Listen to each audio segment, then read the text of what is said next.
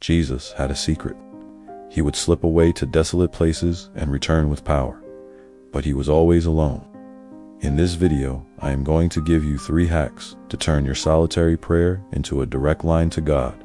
And the last one, you're never wasting time with God. Hack number 1, location lock-in. Find your spot, a place that's become a location for prayer.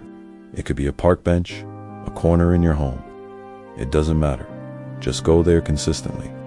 The more you go, the more your brain will link that physical place with a spiritual state.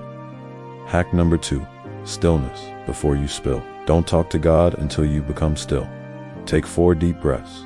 Let the thoughts in your head settle down. Then go into your room and shut the door. Now you're ready to pray. Hack number 3, scripture in the speaker. Pray the word of God out loud. Jesus knew the Psalms so well that he could quote them. As you pray, look for a verse that speaks to your situation and speak it out loud. As you repeat the verse, let the promise of God become bigger than your problem. What about the voice that says you're wasting time? Acknowledge it. That's a lie. Prayer isn't a waste. It's foundational. Look at Daniel.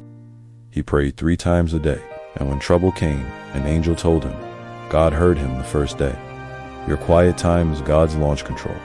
It's not a waiting room. Now put these 3 hacks together. Go to your spot. Be still. Speak God's word. Present your requests and listen. This simple routine can reset everything.